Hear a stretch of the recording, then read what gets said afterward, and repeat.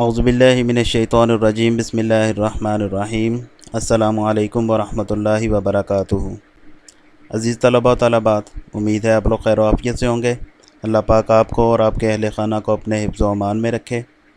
گزشتہ لیکچر میں بیٹے ہم لوگوں نے شاعر ناصر بشیر صاحب کا تعارف اور ان کی تحریر کردہ نظم جو ہے بہادر بچے، اس کے پہلے 3 اشعار کی تشریح کی تھی۔ آج ہم اس کے بقیہ اشعار کی تشریح کریں گے، تو آئیے نظم کی طرف چلتے ہیں۔ جی بیٹے، نظم کا عنوان ہے بہادر بچے، اور اس کا پہلا شعر ہے: پاکستانی بچے ہیں ہم، امن سے اتنا پیار ہمیں، اپنے اندر کے دشمن سے لڑنا ہے اس بار ہمیں۔ دریا میں تو یعنی ہے، منجھدار میں کشتی ٹھہری ہے، لیکن ہم نے سوچ لیا ہے جانا ہے اس پار ہمیں۔ کلیاں دل کی کھل جائیں گی، باد صبا اٹھلائے گی، فصل بہار ہے آنے والی، دکھتے ہیں آثار ہمیں۔ یہ بیٹے 3 اشعار جو تھے، ان 3 اشعار کی تشریح جو ہے وہ آپ لوگوں کے سامنے کل کے لیکچر میں آ چکی تھی۔ آج ہم لوگ اس کے اگلے 3 اشعار کی تشریح کریں گے تاکہ نظم کو پایہ تکمیل تک پہنچایا جا سکے اور آپ لوگ اس کی اچھے انداز میں تشریح یاد کر کے امتحان کے لیے تیار ہو سکیں۔ ٹھیک ہے جی، تو اگلا شعر ہے، اگلے شعر کی اگلے 3 اشعار کی بھی ریڈنگ کیے دیتا ہوں، اس کے بعد ہم لوگ تشریح کی طرف چلیں گے۔ تو اگلا شعر ہے بیٹے نظم کا: صحن چمن کی مٹی کو ہم اپنے خون سے سینچیں گے، صحن چمن کی مٹی کو ہم اپنے خون سے سینچیں گے، اس کا ایک ایک صحرا آخر کرنا ہے گلزار ہمیں۔ ہم آنکھوں میں سپنے لے کر آگے بڑھتے جائیں گے، موت سے ہم کو ڈر نہیں لگتا، جینے سے ہے پیار ہمیں۔ منزل پر پہنچیں گے ایک دن، وہیں قیام کریں گے، منزل پر پہنچیں گے ایک دن، وہیں قیام کریں گے ہم، روک نہیں سکتی ہے ناصر کوئی بھی دیوار ہمیں۔ یہ تھے بیٹے نظم کے اشعار کی ریڈنگ۔ شعر نمبر جو ہے چوتھا ہم لوگوں نے پڑھنا ہے: صحن چمن کی مٹی کو ہم اپنے خون سے سینچیں گے۔ صحن چمن، اس لفظ کا بیٹے معنی ہے صحن، باغ کا صحن، باغ کا جو صحن ہوتا ہے، مین احاطہ ہوتا ہے، اس کو کہا ہے شاعر نے صحن چمن۔ ٹھیک ہے جی، اور اسی طرح لفظ استعمال کیا شاعر نے سینچیں گے، اپنے خون سے سینچیں گے۔ سینچنا بیٹے ہوتا ہے آبیاری کرنا، پانی دینا۔ تو عام طور پر پودوں کو، گھاس وغیرہ کو، اس کو چمن کو سرسبز و شاداب کرنے کے لیے پانی دیا جاتا ہے، پانی سے سیراب کیا جاتا ہے۔ ٹھیک ہے جی، لیکن شاعر یہاں پر کیا کہہ رہے ہیں؟ صحن چمن کی مٹی کو ہم اپنے خون سے سینچیں گے۔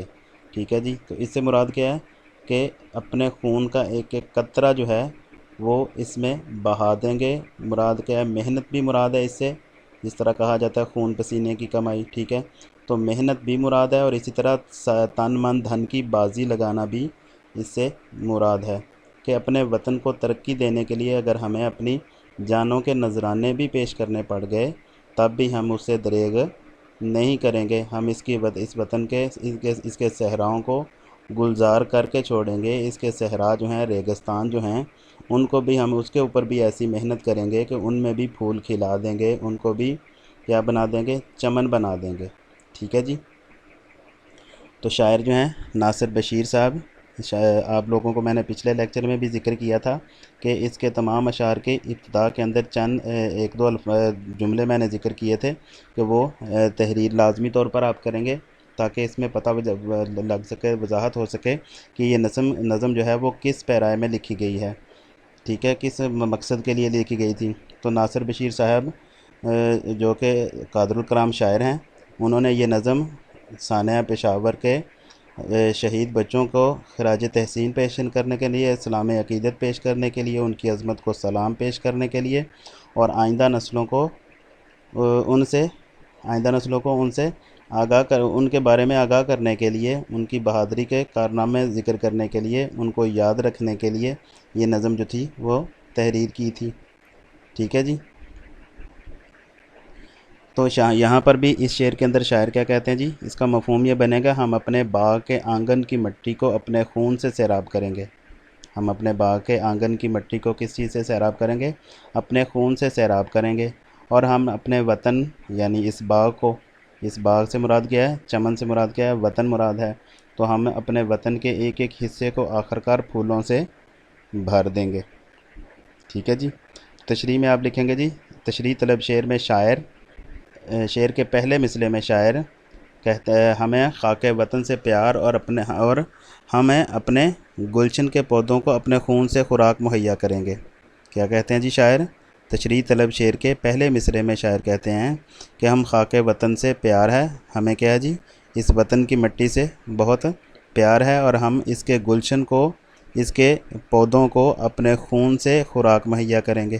ٹھیک ہے جی، اس گلشن کی دیکھ بھال کریں گے، اس گلشن کے تحفظ کے لیے سب کچھ نچھاور کر دیں گے، اپنا جان مال سب کچھ قربان کر دیں گے، تن من دھن قربان کر دیں گے، کیونکہ ہم نے یہ وعدہ اپنے آپ سے کیا ہوا ہے کہ خون دل دے کے نکھاریں گے رخ برگ گلاب۔ شاعر کیا کہتے ہیں؟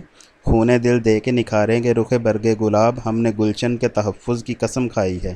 تو یہاں پر بھی شاعر اسی بات کا اعادہ کرتے ہوئے نظر آ رہے ہیں کہ ہم صحن چمن کی مٹی کو ہم اپنے خون سے سینچیں گے۔ اگرچہ آبیاری کس چیز سے کی جاتی ہے؟